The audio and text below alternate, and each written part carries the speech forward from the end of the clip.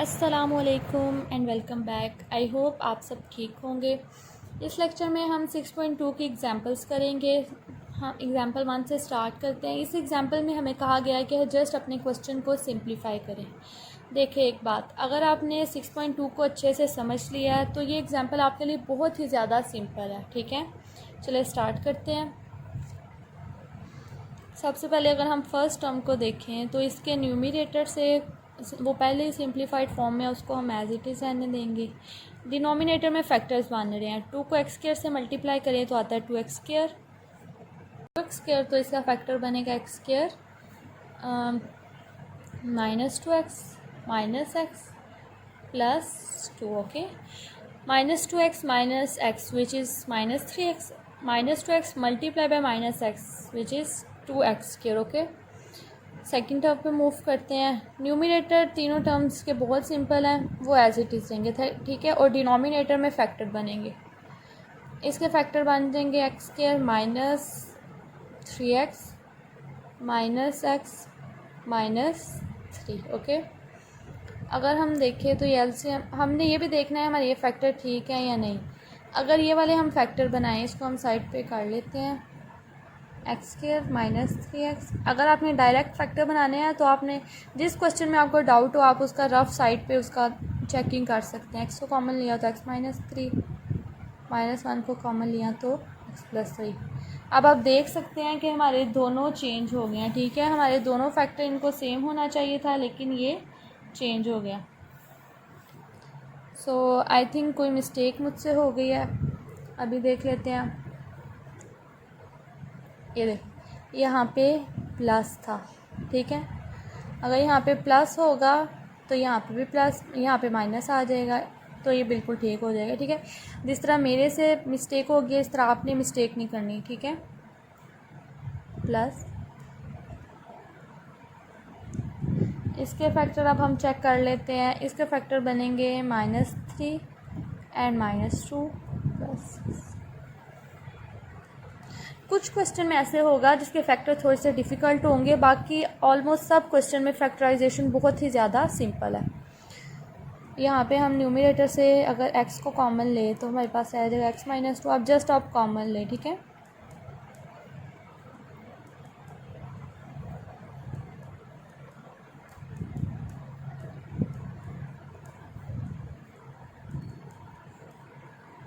अगर आपने सारी एक्सरसाइज अच्छे से की है तो इन क्वेश्चन में तो आपकी बहुत ज़बरदस्त आपकी ग्रिप बन गई होगी कि आप क्वेश्चन को बहुत ज़्यादा जल्दी सॉल्व कर सकते हैं। और ये तब भी होगा जब आप ज़्यादा से ज़्यादा क्वेश्चन की प्रैक्टिस करेंगे।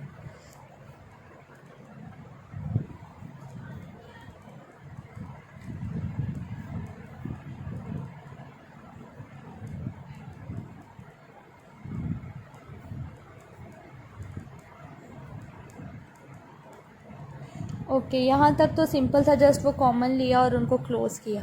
अब आगे हम देखें तो आगे हम एलसीएम लेते हैं।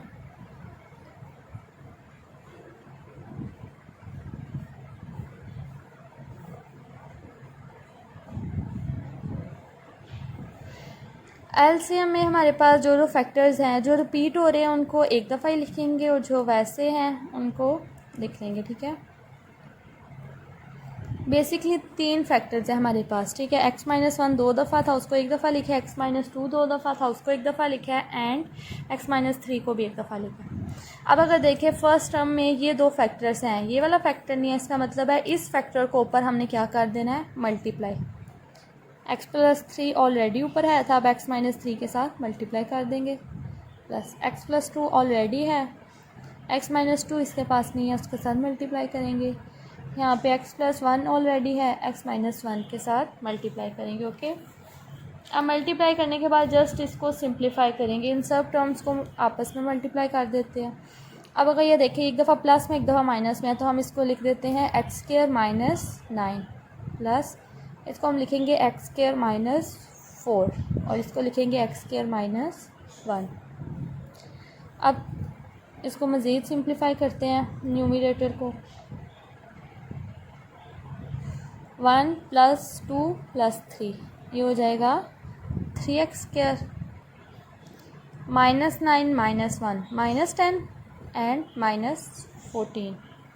और डिनोमिनेटर इसका सेम एज इट इज़ रहेगा, और यही हमारा आंसर है। ठीक है, इससे ज़्यादा आगे क्वेश्चन सिंप्लीफाई हो ही नहीं सकता। जहाँ तक सिंप्लीफाई हो उसको, अगर आपसे कोई और स्टेप आगे हो रहा हो तो आप आगे कर लें। इस क्वेश्चन का नहीं, किसी और क्वेश्चन की बात कर रही हूँ, किसी भी क्वेश्चन की, कि जहाँ तक आपको लगे नहीं इसके बाद ये स्टेप भी हो सकता है, आप वहाँ तक सिंप्लीफाई करते जाइए। जहाँ पे हो के इससे आगे सिंप्लीफाई नहीं होता वहाँ पे अपने क्वेश्चन को स्टॉप कर लें। अब हम अपनी एग्जाम्पल 2 सॉल्व करते हैं। इसमें हमें कहा गया है रिड्यूस टू लोएस्ट फॉर्म, कि हमने अपने क्वेश्चन को लोएस्ट फॉर्म में रिड्यूस करना है। ओके, अगर हम देखें तो हमारी एग्जाम्पल में ऑलमोस्ट वही काम है जो हमने अपने क्वेश्चंस में किया हुआ है। ठीक है, लेकिन फिर भी मैंने कहा कि चलो एक अलग लेक्चर में बना देती हूँ एग्जाम्पल्स के लिए, ताकि अगर किसी भी स्टूडेंट को कोई भी डाउट हो तो वो अपने डाउट्स को क्लियर कर ले। ठीक है, 8 किसका क्यूब बनता है? 2 का। ये वाला हमने फार्मूला काफ़ी दफ़ा अपने क्वेश्चन में यूज़ किया है। 4 किसका कंप्लीट स्क्वायर बनता है? 2 का। ठीक है, देखिए ऊपर x के ऊपर क्यूब था इसलिए मैंने ये देखा कि 8 किसका क्यूब बनता है, और इसको भी क्यूब में ही क्लोज किया है। यहाँ डिनोमिनेटर में x का स्क्वायर था, तो 4 का भी हमने फिर देखना कि वो किसका कंप्लीट स्क्वायर बन रहा है। ये 2 का स्क्वायर बन रहा है। ओके, यहाँ पे देखें तो अगर यहाँ पे हमारे पास फैक्टर बन रहे हैं, और फैक्टर क्या बन रहे हैं? 8x square. ये फैक्टर बनेंगे 4x एंड 2x। ठीक है, 4 2 था 8 एंड 4 + 2 6। अगर हम डिनोमिनेटर में देखें तो यहाँ पे भी फैक्टर बन रहे हैं। यहाँ पे फैक्टर बनेंगे x स्क्वायर -x प्लस 1। ठीक है, माइनस माइनस प्लस 2x हो जाएगा, और x को और x के साथ मल्टीप्लाई करें तो 2x स्क्वायर आ जाएगा। अब अपना फार्मूला ओपन कर लेते हैं।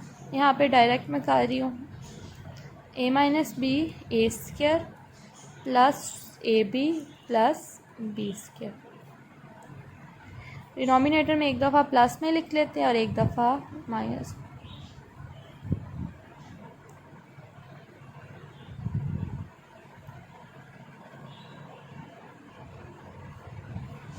डिनोमिनेटर में इस x को कॉमन लिया x - 1, यहाँ से कुछ कॉमन नहीं आ रहा, -1 को कॉमन लिया तो x - 1।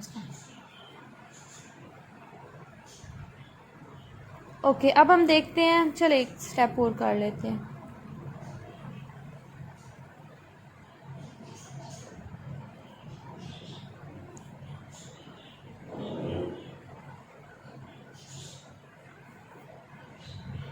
ये फैक्टर्स को क्लोज कर लेते हैं, x + 4 एंड x + 2, और डिनोमिनेटर में x - 1 2 दफ़ा। अब हम देखते हैं जो टर्म्स हमारी कैंसिल हो रही हैं उनको हमने क्या करना है? कैंसिल। ये कैंसिल हो रही है और ये कैंसिल हो रही है, बस पीछे हमारे पास रह गया है x + 4 x² + 2x + 4, और डिनोमिनेटर में x - 1 2 दफ़ा, सो हम इसको लिखेंगे x - 1 का स्क्वायर। अब देखिए इससे आगे हमारे पास क्वेश्चन सिंप्लीफाई नहीं हो सकता। ठीक है, इस वाली इक्वेशन के ये 2 दफ़ा ऐसा हमारी एक्सरसाइज में ये वाला आया है, इस इक्वेशन के फैक्टर्स नहीं बन सकते, सो ये एज इट इज़ रहेगी और ये भी एज इट इज़ रहेंगे। यही हमारा आंसर है। क्वेश्चन नंबर 2 कुछ ज़्यादा ही सिंपल थी। एग्जाम्पल 3 में हमें कहा गया है डिवाइड, इस इक्वेशन को इस इक्वेशन के साथ हमने डिवाइड करना है। Okay, and simplify by reducing to lowest form. इस क्वेश्चन में हमने इन 2 टर्म्स को डिवाइड करना है, यहाँ पे उन्होंने मेंशन कर दिया। ठीक है, इसका मतलब है ये बाय की जगह हम लोग डिवाइड का साइन लगा देंगे। And simplify by reducing to lowest form, और इसको लोएस्ट फॉर्म तक रिड्यूस करना है। ठीक है, सबसे पहले हम बाय की जगह डिवाइड का साइन लगाते हैं। ओके, अगर यहाँ पे हम देखें ये x का होल स्क्वायर, 9 किसका स्क्वायर बनेगा? 3 का, डिवाइडेड बाय x³ - 1 का क्यूब ले लेते हैं, x² - 4x + 3। अब हम देखते हैं हमारे पास जो फैक्टर्स बन रहे हैं उनके फैक्टर्स बनाते हैं, और जो एज इट इज़ रह रहा है उसको एज इट इज़ रहने देते हैं।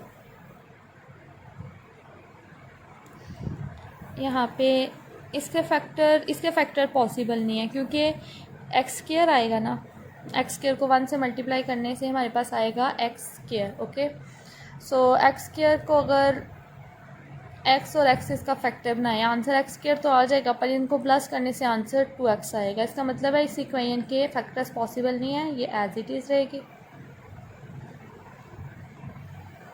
और इसको हम एक दफ़ा माइनस में लिख देते हैं और एक दफ़ा प्लस में। Multiply x square minus 4x plus 3 को ऊपर ले जाते हैं और एक्स क्यूब माइनस 1 क्यूब को नीचे ले आते हैं। अगर हमने यहाँ पे एलसीएम लेना होता फिर हम ये डिवाइड को multiply at the end change करते, ठीक है, लेकिन यहाँ पे एक ही टर्म्स है, इनका एलसीएम नहीं लेना, इसलिए हम स्टार्ट में चेंज कर लेते। अब ये फर्स्ट टर्म तो सिंप्लीफाई हो गई है, इसको एज इट इज़ रहने देंगे, सेकेंड टर्म पे करेंगे काम। अगर हम इसके फैक्टर बनाएं एक्स स्क्वायर माइनस इसका फैक्टर बनेंगे minus 3x minus x plus 3, ठीक है। इन दोनों को ऐड करें तो 4 आ जाएगा और मल्टीप्लाई करने से 3x स्क्वायर आ जाएगा। और नीचे फार्मूला लगाते हैं a minus B A square plus A B plus B.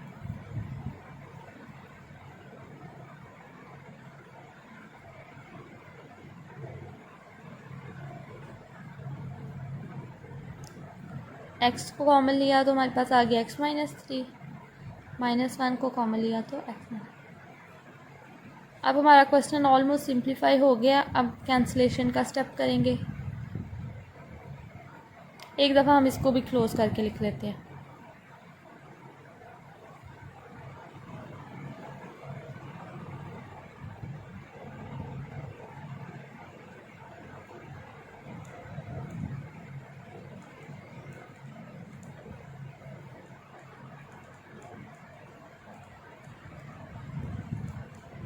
अब हमारे पास जो कैंसिल हो रहे हैं वो ये फैक्टर है, ये भी कैंसिल हो रहा है और ये भी कैंसिल हो रहा है। हमारे पास ऊपर कुछ नहीं बचा तो ऊपर हम लिखेंगे 1 और डिनोमिनेटर में हमारे पास फैक्टर बचा है x प्लस 3। यही हमारा आंसर है।